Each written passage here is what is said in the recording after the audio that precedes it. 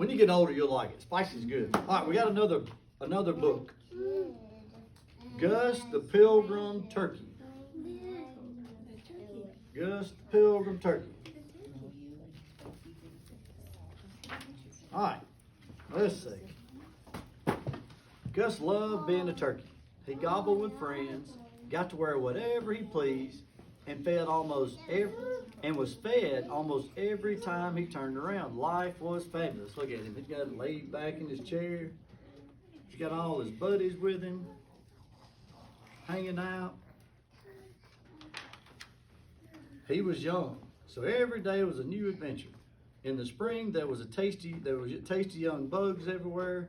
Gus looked stunning in his Easter hat, and in summer was even better. He danced in the sprinkler wearing shorts with crazy patterns, and he loved the way the sunlight glinted off the farm pond. See, there he is.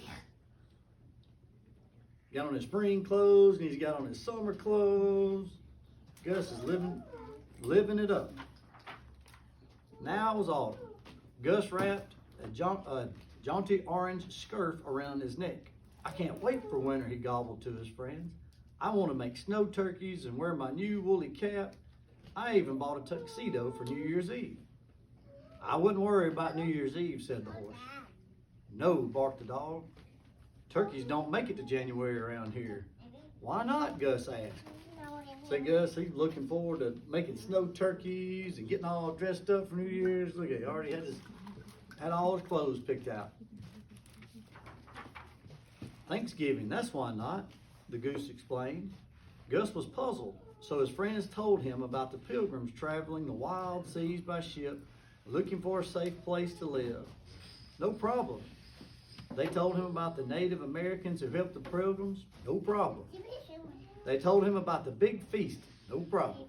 I love food, Gus reminded them. So what's on the menu, his friends told him. Look, so they're telling about what all went on, telling the story about the pilgrims and their journey and all the food. And Gus is all excited. Big problem. No way, Gus shouted. It's true, said the rooster. Well, I'll leave. I'll just pack up and leave, Gus said. And go where? Asked the horse. Gus looked up. A V of birds were flying south.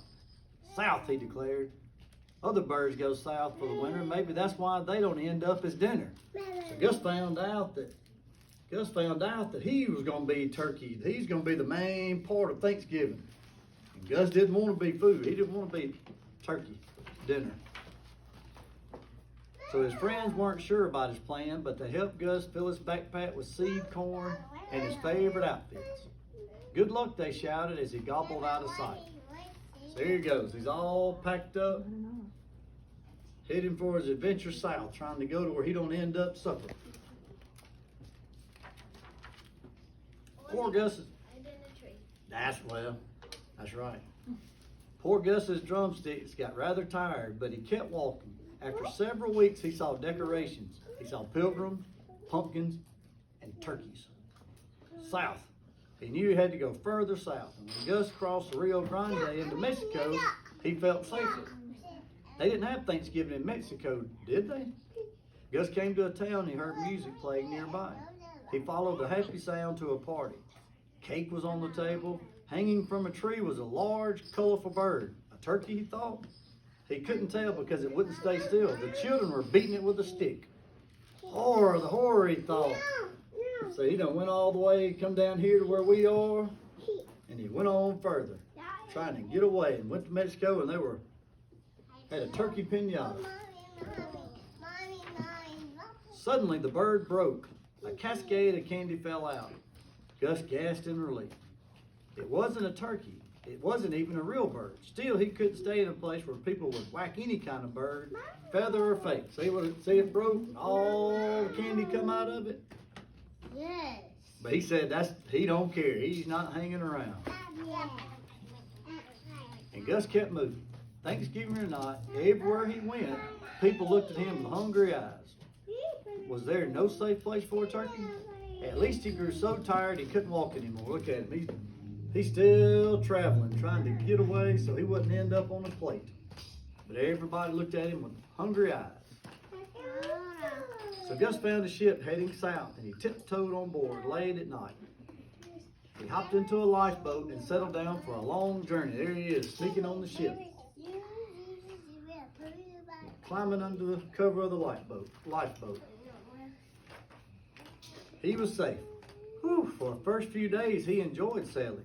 But soon the seas grew rough, and he got cold, and then colder, and in the coldest Gus had ever felt.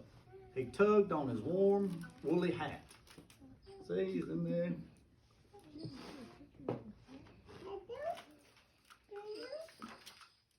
Then one day the ship stopped. Gus poked his head out. The coast was clear. He ran to the rail and looked around. Snow, snow, and more snow. The ship was surrounded by snow and ice. Gus gobbled in astonishment. Unfortunately, somebody heard him. "Hey, would you get a load of that?" said a man in a parka. "I can't believe it. It's Thanksgiving, and right on board we have a real live turkey just in time for Thanksgiving." So he thought he got away. Gus grabbed his backpack and charged down the gangplank. But where could he hide? In this white wilderness, he stood out like a sore thumb. Suddenly, he saw a whole bunch of other birds. He dove into them. "Excuse me, let me by. So sorry." Still, he didn't feel safe. All the others were wearing black and white.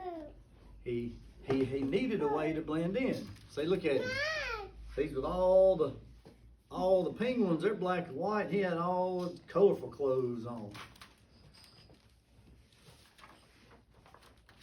Quickly, Gus pulled out his tuxedo. He threw it on. There was a lot of shouting, but now the men couldn't see Gus. Finally, they headed back to the ship. "What was that about?" the other birds asked. "And who are you?" "I'm Gus," Gus explained. "And I've traveled for a long time trying to find a place where I can be safe." "Is a killer whale after you?" asked the nearest penguin. No, Gus replied. "It's nothing like that. It's Thanksgiving." See? So the penguins are trying to figure out why he's there. "Thanksgiving?" chorused the penguins. "Sure, it's a holiday about pilgrims and stuff," Gus said. "Penguins?" they asked. "No, pilgrims," Gus said slowly. Then he explained and the penguins listened. So the pilgrims left their homes because they didn't feel safe there. And they traveled by ship for a long, long time, said the penguin leader. Gus nodded. All the penguins turned to eye the nearby ship. "Welcome, pilgrim," the head penguin announced. "But I'm not a..." Gus began, and then he looked at the natives in his strange new land. They looked like they'd help him survive. See, here he is. He's explaining to him what a pilgrim is and why Thanksgiving and why he was running away. And they realized that they thought he was one of those pilgrims. And Gus realized that he was one of those pilgrims. He said, "Maybe I am a pilgrim," Gus said at last. "I sure have a lot to be thankful for." "And how about a feast?" asked his new friends. Gus grinned. "No problem, because their feast is not going to be Gus." So he made it. Thank you. Well, since it's Thanksgiving, what are you guys thankful for? I'm thankful for Jesus Christ. That is a very wonderful thing to be thankful for. Very, very wonderful thing. What about you, little buddy? I heard you say so. What are you thankful for? Your mommy? You better be thankful because she loves you a lot. Anybody else? What you got, baby? Family. That is something to be there's a lot of people that take that for granted. That's a one to always be thankful for. Anybody else? Well, all right.